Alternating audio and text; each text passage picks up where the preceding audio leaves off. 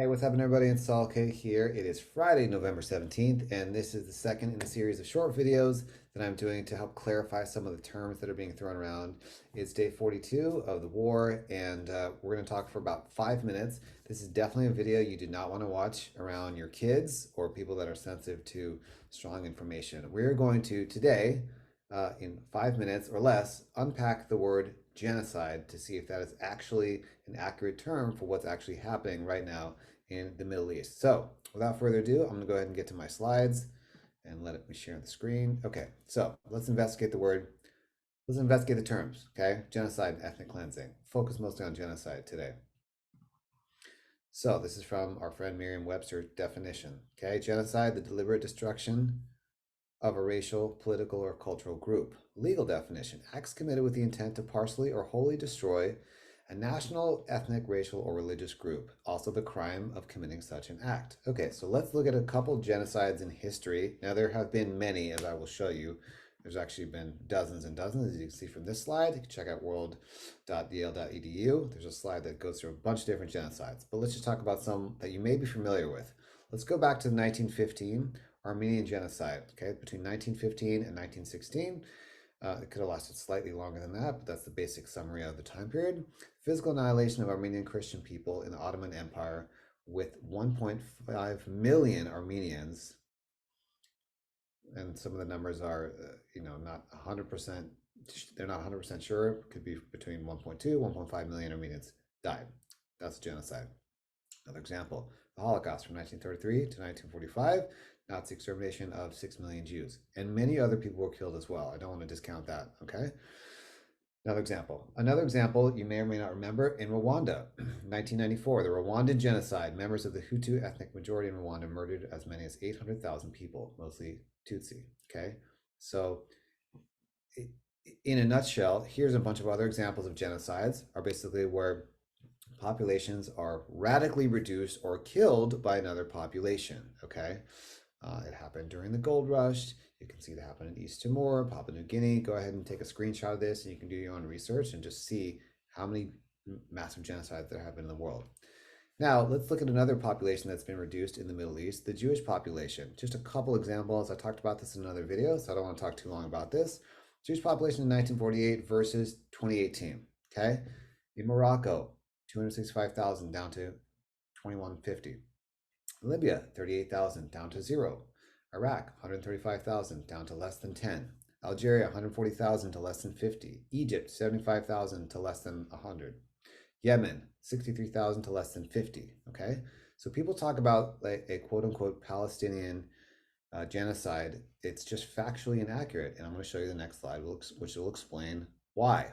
Okay, so this slide, there was a census done in the area of Palestine in 1922 that showed the population was about 757,182, as you can see here.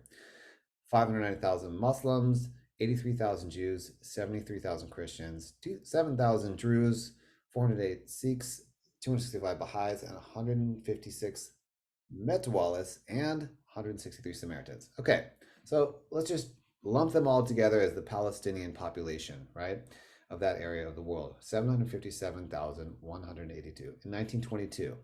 Now this was, you can check this out on worldpopulation.org. As of 2023, 5,417,365. That's almost a 10x in population. Ladies and gentlemen, that is not genocide. That is a population 10xing. Now, of course, there are civilians that are being killed on both sides in this war, and I absolutely do not condone the killing of civilians, and I do not endorse that. But if you look at the numbers on factual evidence of genocide as population decimation reduction, that is absolutely not what is happening. That's not what happened in the world. It's not what's happening now. Final slide. To Jewish college students who are scared, charging Jews with genocide is not an objection to occupation, but a lie that justifies opposing Jews by any means necessary. Now, I'm going to share one other thing with you. I've done this before. I'm going to do it again. It should be done many, many, many, many, many times, okay? I'm going to share the Hamas charter. This is on Yale's website, so you can go ahead and do the research. I'll put a link below. Check it out. Do some research for yourself. So let's just look at a couple of the elements of this charter. Okay, so here we are. This is Article 7. Okay, I'm going to just show you two things. Please do some research on your own. Okay, this is Hamas's charter from 1988. Actually, they founded in 1987. Here it is. In Article 7, the day of judgment will not come about until Muslims fight the Jews, in parentheses, killing the Jews. When a Jew will hide behind stone and trees. The stones and trees will say, "O Muslims, O Abdullah, there's a Jew behind me. Come and kill him."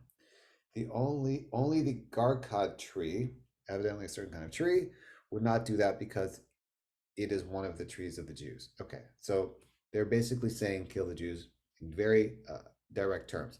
Now, there's one other thing I want to show you in Article 13.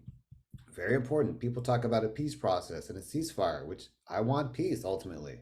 But this is in Hamas's charter, Article 13. And please do your research on your own. Initiatives and so-called peaceful solutions and international conferences are in contradiction to the principles of the Islamic resistance movement. Okay? Translation, the Hamas does not want peace. That is not their goal. Their goal is the destruction of the state of Israel and the Jews, as is written in plain black and white on their charter.